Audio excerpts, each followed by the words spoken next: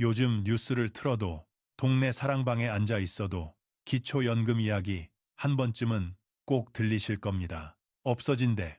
앞으로 못 받는데. 나는 신청했다가 떨어졌어. 이렇게 말이 너무 많다 보니 정작 내가 뭘 믿어야 할지 마음이 더 무거워지셨을 겁니다. 주민센터에 가서 물어봐도 사람마다 설명이 조금씩 다르고 인터넷을 찾아보면 숫자와 용어만 잔뜩이라 머리가 지끈거립니다. 어떤 친구는 아무 문제 없이 잘 받고 있다는데 나는 될지 안 될지조차 불안하고 혹시나 나만 손해보고 있는 건 아닌가 서운한 마음도 스멀스멀 올라오지요. 그래서 오늘 이 시간만큼은 복잡한 말은 잠시 내려놓고 여러분의 마음부터 먼저 다독여드리고 싶습니다. 내가 몰라서 손해보는 일은 없게 해드리자. 이런 마음으로 기초연금에 대해 가장 많이 헷갈리는 부분들을 하나씩 풀어드리겠습니다. 이 방송이 끝날 때쯤이면 적어도 이런 불안은 덜어내셨으면 합니다. 나는 받을 수 있는 사람인지 아닌지, 왜 어떤 사람은 되고 어떤 사람은 안 되는지 이걸 스스로 판단하실 수 있도록 천천히 그러나 빠짐없이 길을 밝혀드리겠습니다. 오늘도 수고 많으셨습니다. 이제는 잠시 귀만 열어두시고 마음은 내려놓고 들으셔도 좋습니다. 기초연금 어렵지 않게 함께 정리해 보겠습니다. 왜 이렇게 헷갈릴까?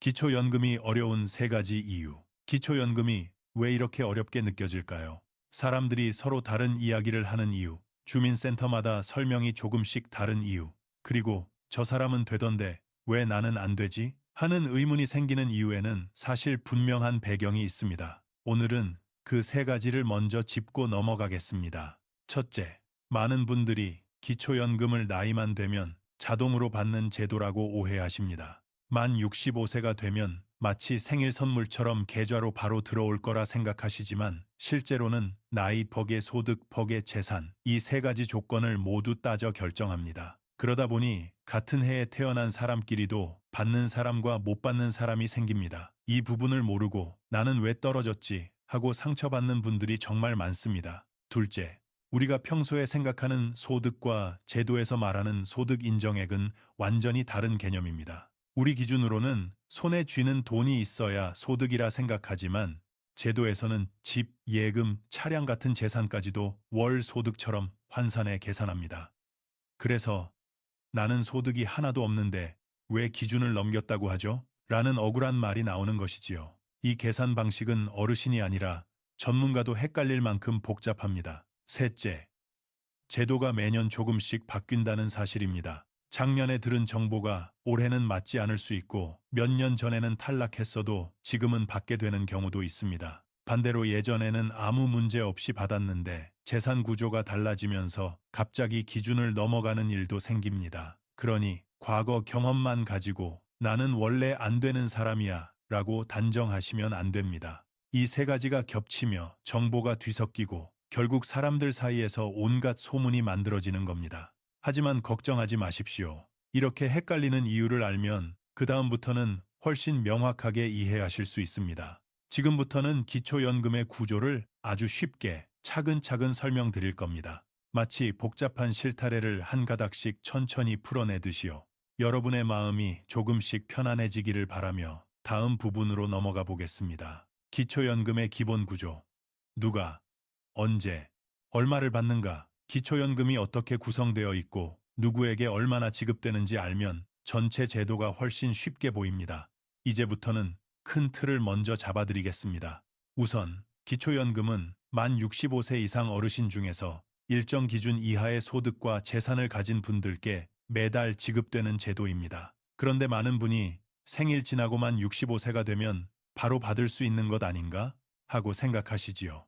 사실은 조금 다릅니다. 정확히는 만 65세, 생일이 속한 달의 한 달 전부터 신청할 수 있습니다. 예를 들면 생일이 3월이라면 2월 1일부터 신청이 가능합니다. 이 시기를 놓치면 그만큼 받을 수 있는 금액이 줄어들게 되니 이 부분은 꼭 기억해 두셔야 합니다. 그렇다면 만 65세만 넘으면 무조건 받을 수 있을까요? 안타깝지만 그렇지 않습니다. 여기서 두 번째 조건인 소득 인정액 기준이 등장합니다. 2025년 기준으로 혼자 사시는 경우 월 200이 18만 원 이하, 부부가 함께 사는 경우 월 364만 8천 원 이하, 이 기준을 넘지 않아야 기초연금 대상자가 됩니다.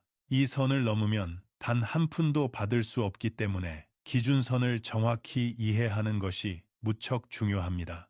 그럼 얼마를 받게 될까요? 2025년 기준으로 단독 가구는 최대 342, 510원, 부부가 함께 받을 경우 두 분 합산 548 영원, 즉 한 분당 약 274 영원 정도입니다. 여기서 부부가 함께 받으면 왜 금액이 줄어드는가 하고 의문이 드시는 분들도 많습니다. 이를 부부 감액이라고 하는데 부부가 함께 살면 생활비가 1인 가구보다 덜 든다는 전제에서 만들어진 제도입니다.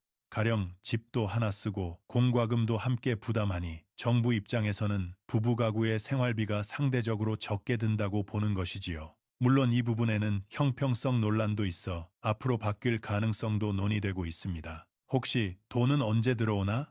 궁금하실 텐데요. 기초연금은 매달 25일 지급됩니다. 만약 25일이 공휴일이면 그 전에 지급되니 참고해 두시면 좋습니다. 이제 마지막으로 정말 중요한 점 한 가지를 말씀드립니다. 기초연금은 신청주의입니다.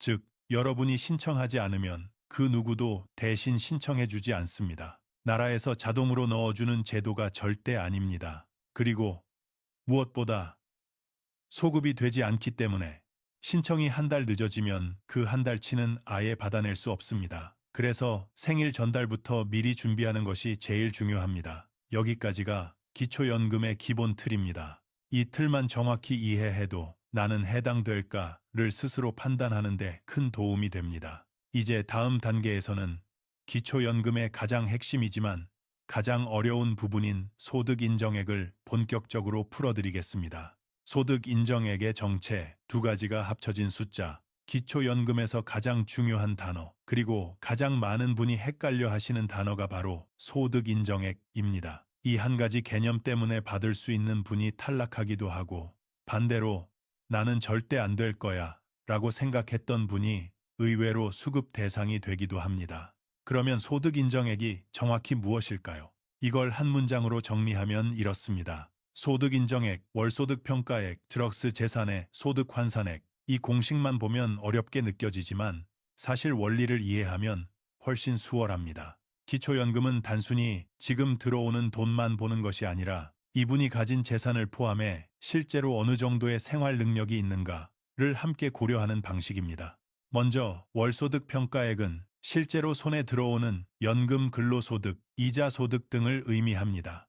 즉, 매달 받는 돈을 기준으로 삼습니다. 그 다음 재산의 소득 환산액은 조금 생소합니다. 집, 예금, 차 같은 재산을 가지고 있는 것만으로도 매달 일정 소득이 있는 것으로 간주해서 숫자로 환산하는 개념이지요. 예를 들어 집 한 채를 갖고 있다면 실제로 돈이 나오는 건 아니지만 그 집 가치가 있으니 이 정도 재산을 가진 분이라면 매달 일정 수준의 경제적 여력이 있을 것이다 라고 계산하는 방식입니다. 예금을 가지고 있어도 마찬가지입니다. 지금 당장 쓰지 않더라도 예금 자체가 생활 능력으로 평가되는 것입니다. 이 두 가지를 합친 금액이 바로 소득 인정액이고 이 금액이 기준선 이하인지 넘는지에 따라 기초연금의 당락이 결정됩니다. 많은 어르신들이 이 개념을 처음 들으면 이렇게 말씀하십니다. 나는 연금도 없고 월급도 없는데 왜 소득이 있다고 하죠? 바로 이 재산 환산 구조를 몰라 생기는 혼란입니다. 이제 다음 파트부터는 월소득 평가액과 재산의 소득 환산액을 각각 차근차근 풀어드릴 것입니다. 어렵게만 느껴졌던 계산 구조가 퍼즐 맞추듯 또렷해지실 겁니다. 월소득 평가액, 실제로 들어오는 돈을 어떻게 보나? 월소득 평가액은 말 그대로 매달 실제로 손에 들어오는 모든 종류의 소득을 합산한 금액입니다. 그런데 여기에는 우리가 평소 생각하는 소득보다 훨씬 폭넓은 항목이 포함됩니다. 그래서 나는 일도 안 하고 월급도 없는데 왜 소득이 있다고 하죠? 라는 의문이 자주 생기곤 합니다. 우선 연금 소득이 여기에 포함됩니다. 국민연금, 공무원연금, 사학연금, 군인연금 등 모든 공적연금은 물론이고 사적연금 중 일정 기준을 충족하는 부분도 소득으로 잡힙니다. 또한 근로소득, 사업소득, 이자, 배당소득 등 실제로 계좌에 들어오는 돈도 모두 월소득 평가액에 포함됩니다. 그런데 중요한 점이 하나 있습니다. 어르신이 직접 벌어 얻는 근로소득은 제도적으로 보호된다는 사실입니다. 왜냐하면 노년기에 일한다는 건 여유 자금이 아니라 생계를 위해 어쩔 수 없이 하시는 경우가 대부분이기 때문입니다. 이를 고려해 정부는 두 가지 혜택을 마련해 두었습니다. 첫째, 근로소득 공제 112만 원입니다. 일을 해서 월 112만 원까지 벌어도 이 부분은 소득으로 계산하지 않습니다. 예를 들어 한 달에 150만 원을 벌었다면 112만 원을 먼저 빼고 남은 38만 원만 계산 대상으로 삼습니다. 둘째, 나머지 금액의 30%만 소득으로 인정합니다. 아까 예에서 남은 38만 원이 있다면 이 전체가 아니라 30%인 11만 4천 원 정도만 소득으로 잡히는 것입니다. 즉, 실제로 150만 원을 벌어도 기초연금에서 보는 소득은 약 11만 원 정도에 불과한 셈입니다. 이 구조는 일하는 어르신을 보호하고 기초연금 자격을 최대한 잃지 않도록 설계된 장치입니다.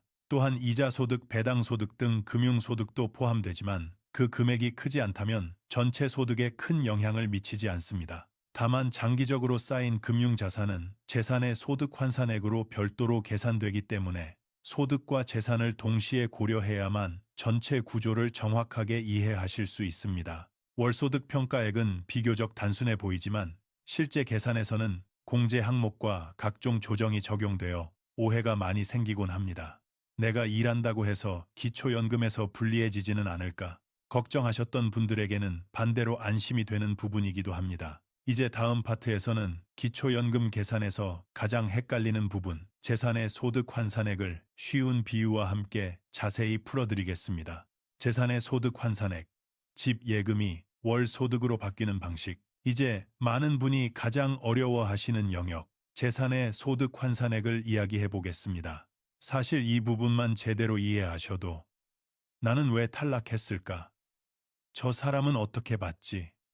같은 의문이 절반 이상 풀립니다. 재산의 소득 환산액은 쉽게 말하면 여러분이 가진 재산을 월 소득처럼 계산한 금액입니다. 집, 예금, 자동차, 이런 자산을 가지고 있으면 당장 돈이 들어오는 건 아니지만 그 재산 덕분에 생활할 여력이 있다고 판단하는 방식입니다. 이걸 조금 더 쉬운 비유로 풀어볼까요? 예전 농촌에서는 쌀 한 가마니를 가지고 있으면 그 자체가 생활의 기반이었습니다. 지금 당장은 먹지 않아도 그 쌀 한 가마가 있으면 한 달 동안 밥 걱정은 안 해도 되니 그 자체가 생활 능력으로 평가되었다고 볼 수 있지요. 기초연금의 재산 환산도 바로 이런 원리입니다. 그럼 실제 계산 방식은 어떻게 될까요? 정부는 이렇게 계산합니다. 1. 재산 총액에서 기본 재산 공제를 뺀다. 대도시 1억 3, 500만 원, 중소도시 8, 500만 원, 농어촌 7, 250만 원. 이 금액까지는 생활에 반드시 필요한 기본 재산으로 인정해주기 때문에 소득으로 계산하지 않습니다. 2. 남은 금액에 연 4%를 적용한다. 이 4%는 이 재산을 기반으로 연간 이 정도의 생활 능력이 있다는 의미입니다. 3. 그 금액을 12개월로 나눈다. 연 4%를 월 단위 소득으로 바꾸는 과정입니다. 즉, 약 0.33%씩 매달 소득이 있다고 간주하는 셈입니다. 예시를 하나 들어드리겠습니다. 서울에 사시는 분이 공시가격 2억 원짜리 집 한 채를 가지고 있다고 가정해 보겠습니다. 2억 원 1억 3, 500만 원, 대도시 공제 6, 500만 원, 6, 500만 원 104%, 연 260만 원, 260만 원, 월 12개월, 월 약 21만 6천 원. 즉, 이분은 집에서 실제로 돈을 벌지 않아도 기초연금 산정에서는 매달 21만 6천 원의 소득이 있는 것으로 계산됩니다. 여기에 국민연금 등 현실 소득이 더해지면 총 소득 인정액이 나오게 됩니다. 예를 들어 국민연금을 월 60만 원 받으신다면 60만 원, 플러그 21만 6천 원, 81만 6천 원 이렇게 소득 인정액이 산정되어 단독가구 기준 228만 원보다 충분히 낮기 때문에 기초연금 수급이 가능합니다. 이처럼 재산의 소득 환산액은 실제 돈 흐름과는 전혀 다르게 계산되기 때문에 많은 혼란이 생깁니다. 하지만 원리를 이해하고 나면 내 집 예금 차가 이렇게 반영되는구나 하고 스스로 판단할 수 있게 됩니다.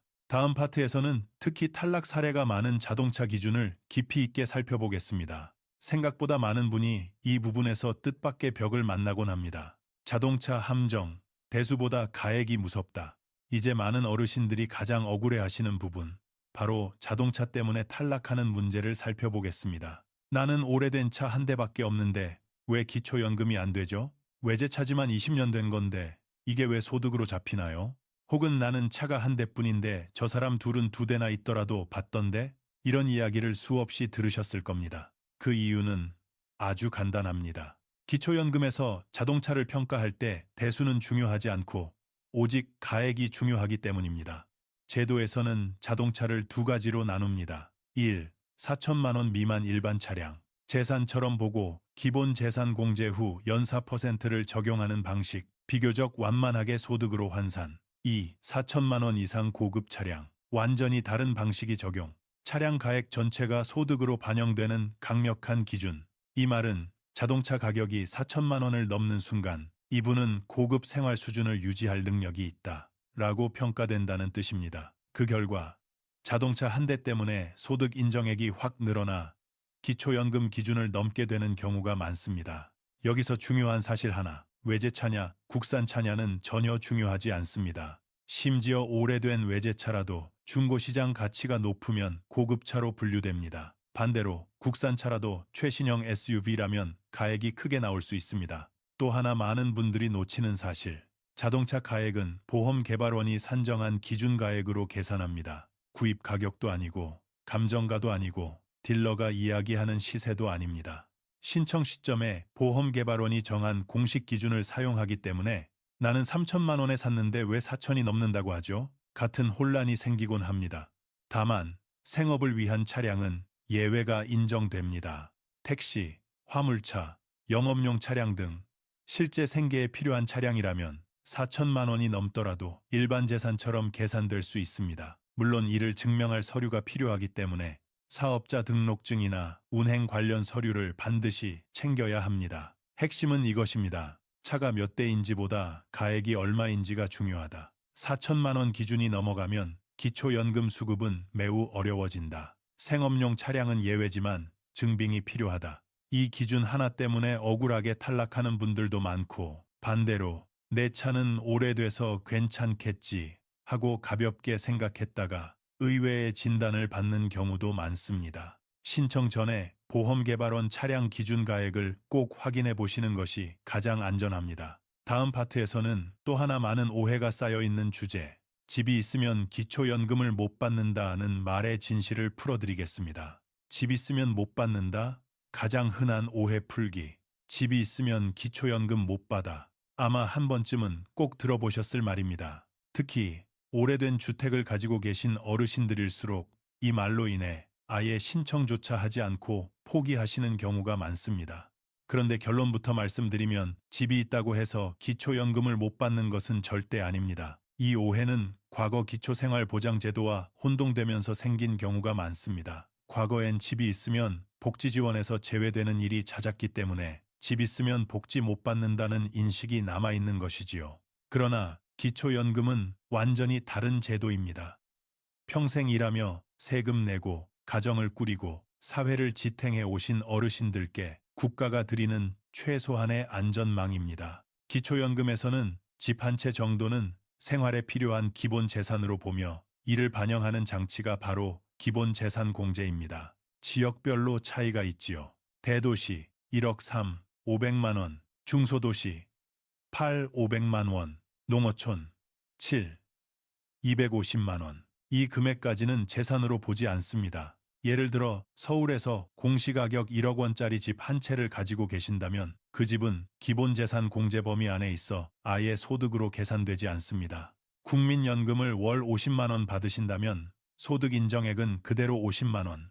당연히 기초연금을 받을 수 있습니다. 조금 더 높은 예도 보겠습니다. 공시가격 2억 원짜리 집을 가지고 계신다 해도 2억, 1억 3, 500만 원, 6, 500만 원이 남습니다. 이 금액을 연사 %로 계산해 12로 나누면 월 약 21만 6천 원이 소득으로 잡힙니다. 국민연금이 월 100만 원이라 하더라도 100만 더하기 21만 6천 원, 121만 6천 원, 단독 가구 기준 228만 원보다 훨씬 낮지요. 즉, 집 한 채 정도로는 탈락할 가능성이 매우 낮다는 이야기입니다. 또 한 가지 많은 분이 놓치는 부분이 있습니다. 바로 대출 공제입니다. 집에 주택담보대출이 있다면 그만큼 재산에서 빼줍니다. 예를 들어 공시가격 3억 원짜리 집이라도 대출이 1억 원 있다면 실제 계산 재산은 2억 원입니다. 대출이 많을수록 오히려 소득 인정액이 줄어드는 효과가 생기기도 합니다.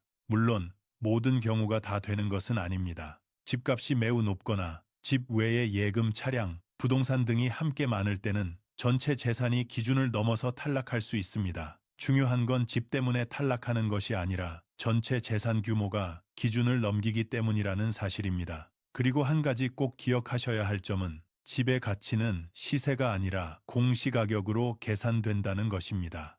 시세 3억짜리 아파트라도 공시가격은 2억 정도일 수 있고 그만큼 재산 평가에서 유리합니다. 정리하면 이렇습니다. 집 한 채 있다고 기초연금 자동 탈락?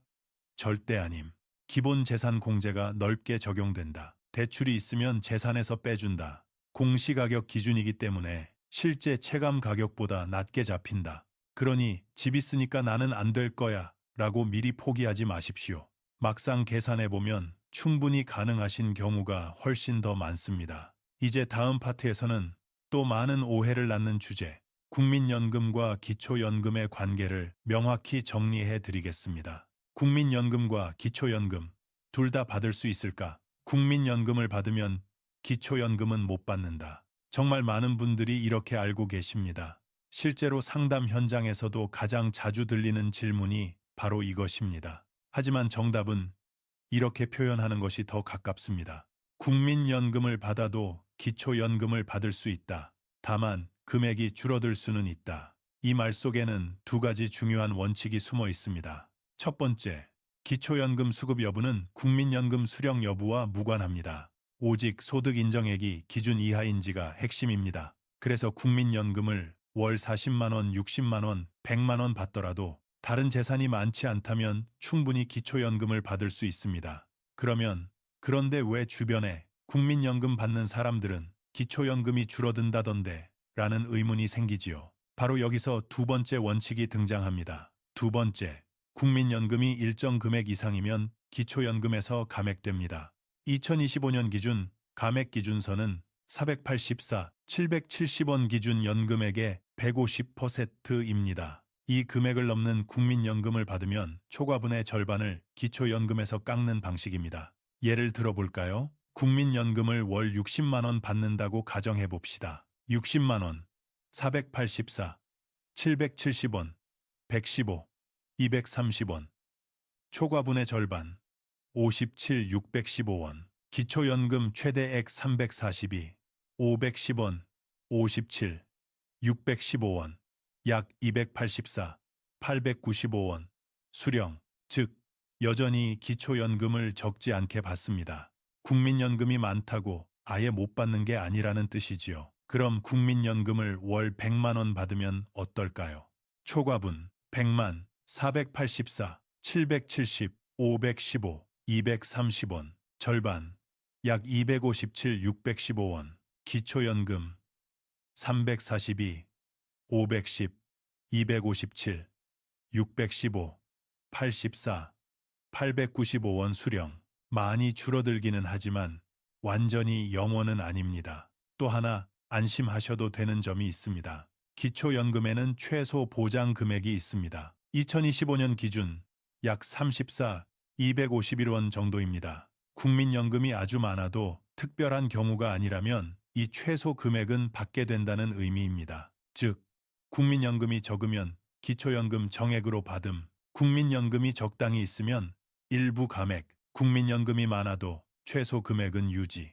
어르신들 사이에서 국민연금만 받으면 기초연금은 끝타이라는 식의 말이 도는 이유는 이 감액 구조를 정확히 모른 채 단편적 사례만 듣기 때문입니다. 하지만 원리를 알고 나면 훨씬 마음이 편해집니다. 두 제도는 서로 경쟁하는 것이 아니라 서로의 부족한 부분을 채워주는 서로 다른 목적의 제도이기 때문입니다. 다음 파트에서는 실제 현장에서 가장 자주 발생하는 탈락 사례들을 정리해 드리겠습니다. 대부분의 탈락은 조건이 안 돼서가 아니라 몰라서 준비를 잘못해서 생기는 경우가 많습니다.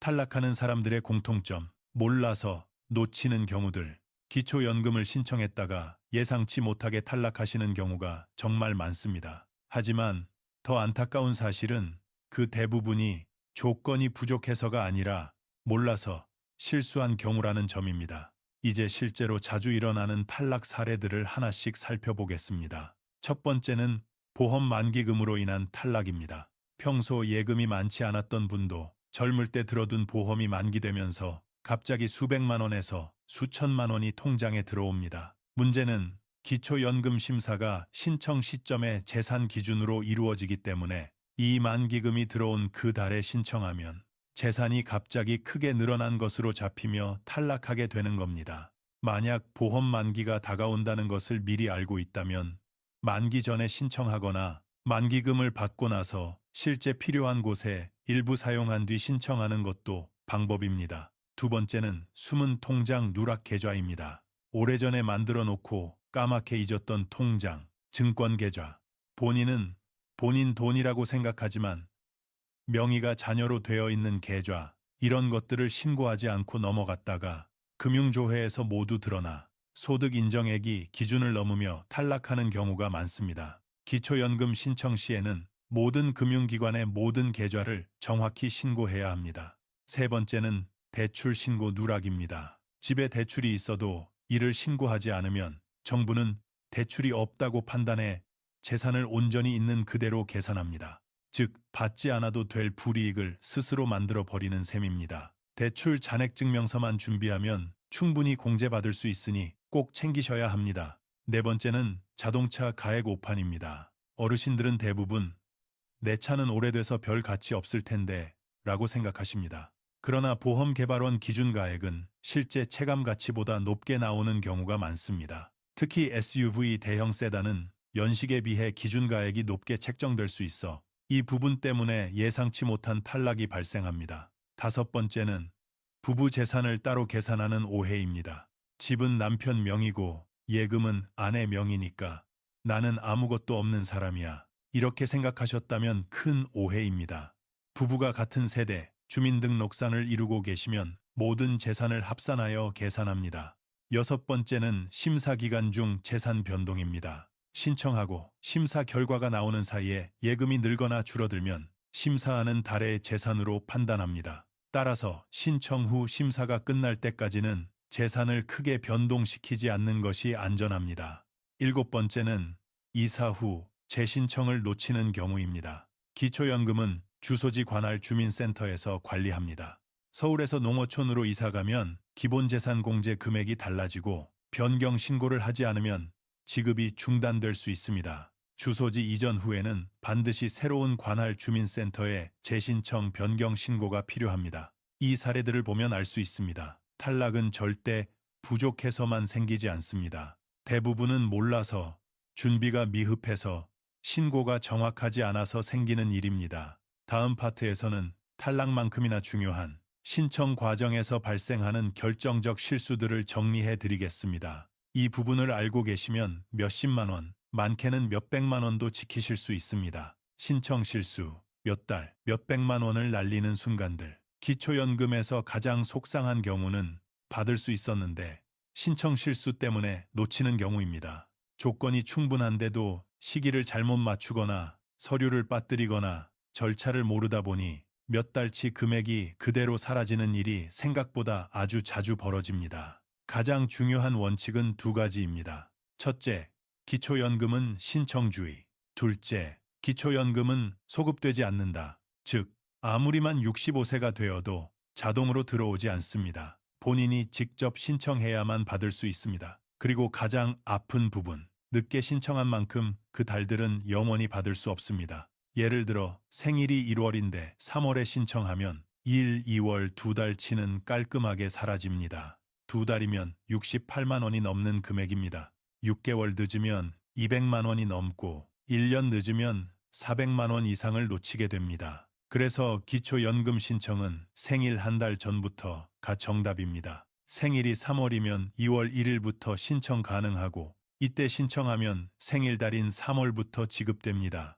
또 많은 분이 심사 기간이 있으니 생일 지나면 신청하면 되겠지 라고 생각하시는데 절대 그렇지 않습니다. 신청한 달부터만 지급되므로 심사 기간과는 무관하게 일단 신청 시기 자체가 가장 중요합니다. 다음으로 중요한 것이 서류입니다. 기본적으로는 신분증, 통장사본, 배우자 신분증 부부 가구시 이렇게 간단해 보이지만 실제로는 추가 서류가 필요한 경우가 많습니다. 예를 들어 대출이 있다면 대출 잔액 증명서, 전세나 월세라면 임대차 계약서, 장애 등록이 있다면 장애인 증명서처럼 개인 상황에 따라 필요한 문서가 달라지지요. 서류가 한 가지라도 부족하면 보완 요청이 오고 이 과정에서 시간이 지체되며 신청달을 넘겨버리면 그 달의 금액은 다시는 받을 수 없습니다. 그래서 신청 전 주민센터에 전화를 걸어 제 상황에 필요한 서류가 무엇인가요? 꼭 확인하고 가시는 것이 가장 안전합니다. 또 하나 많이 헷갈리시는 점, 주소지 기준 신청입니다. 실제로 사는 곳이 어디든 주민등록상 주소지 관할 주민센터에서만 신청이 가능합니다. 예를 들어 자녀 집에서 지내고 계시더라도 주민등록이 다른 곳에 있다면 그 주소지로 가셔야 합니다. 그리고 부부가 함께 기초연금을 받으려면 두 분 모두 각각 신청해야 합니다.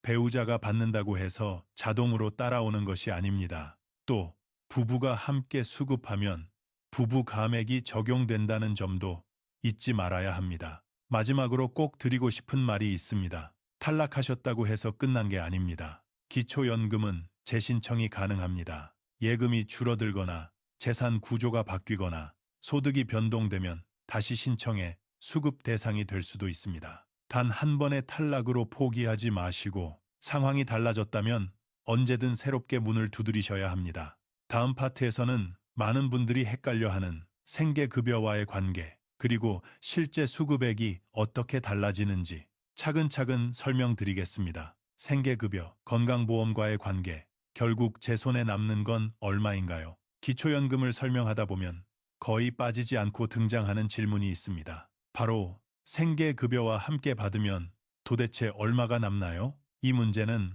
많은 어르신들에게 현실적인 고민이 되고 때로는 허탈함을 주기도 합니다. 왜냐하면 생계급여는 최저 생계비를 만족하도록 만들어진 제도라 다른 소득이 생기면 그만큼 깎이기 때문입니다. 먼저 원리를 아주 간단하게 설명드리면 이렇습니다. 생계급여 기준금액, 소득기초연금, 포함.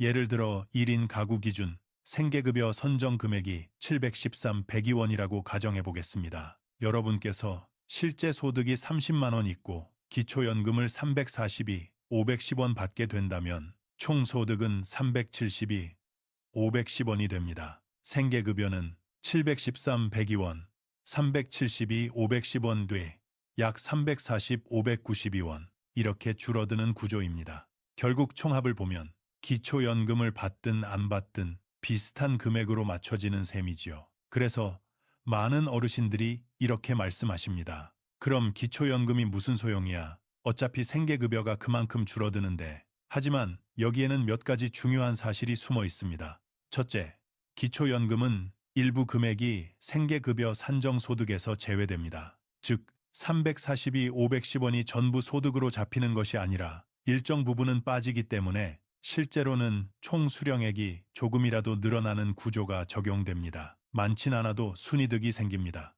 둘째, 생계급여는 매년 다시 심사합니다. 만약 내년에 소득이 조금 늘어나 생계급여 대상에서는 빠졌다고 해도 기초연금은 계속 수급할 수 있습니다. 즉, 미래 상황이 어떻게 바뀌든 기초연금을 받고 있는 것이 더 안전합니다. 셋째, 기초연금은 건강보험료에 큰 영향을 주지 않습니다. 지역가입자의 경우에도 변화가 미미하고 직장가입자, 피부양자 상태에서는 사실상 영향이 거의 없습니다. 오히려 전체 구조에서 조정이 되며 보험료가 내려가는 경우도 있습니다. 하지만 개인별 상황이 다르므로 보험료는 건강보험공단 산정이 가장 정확합니다. 마지막으로 많은 전문가들이 지적하고 있는 부분이 있습니다. 바로 생계급여와 기초연금을 연계하는 방식이 지나치다. 의견입니다. 이 때문에 정부는 2026년 이후에는 기초연금을 생계급여 산정에서 일부 제외하거나 완전히 빼는 방안을 논의 중입니다.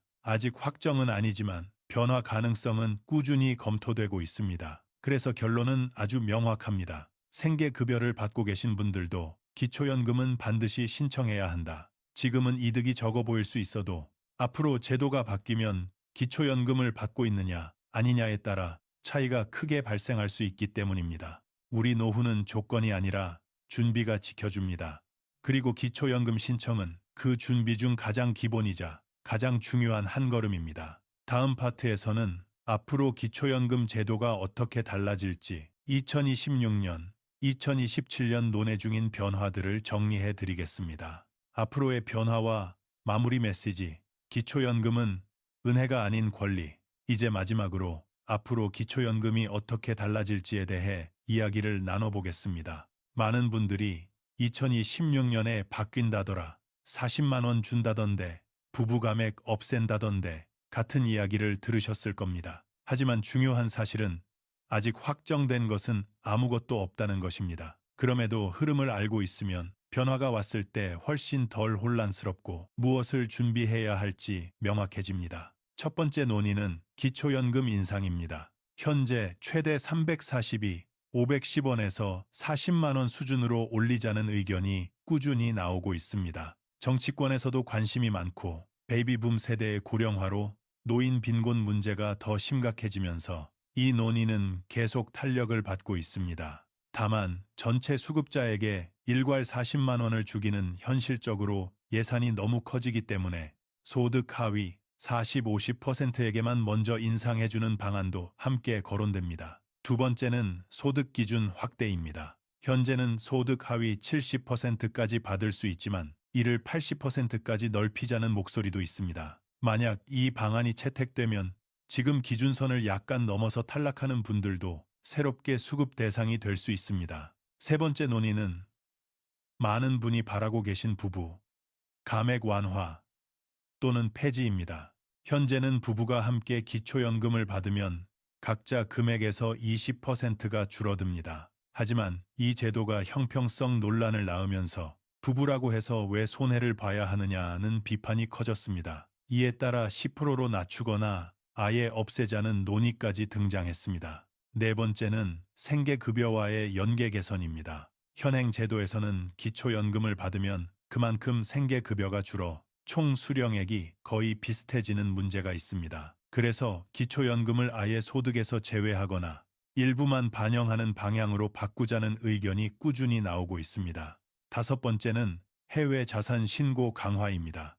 해외 부동산이나 예금을 보유하면서 신고하지 않는 경우를 막기 위해 앞으로는 더 엄격한 확인 절차가 도입될 가능성이 있습니다.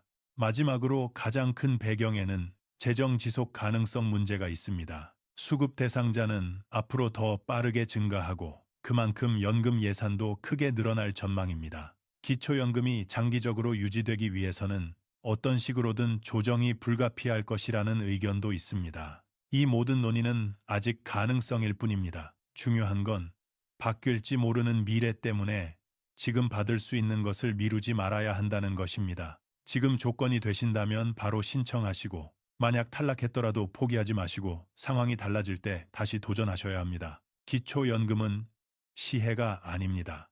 여러분이 평생 일하고 헌신하며 쌓아오신 삶에 대한 마땅한 권리입니다. 그 권리를 지키기 위해 가장 큰 힘이 되는 것은 정확한 정보 그리고 포기하지 않는 마음입니다. 오늘 긴 여정 함께 해주셔서 진심으로 감사합니다. 이 방송이 여러분의 노후를 지키는데 작은 등불이 되었기를 바랍니다. 언제나 그렇듯 여러분이 걸어온 길을 존중하며 앞으로의 날들이 더 평온하고 안정되시기를 진심으로 응원합니다.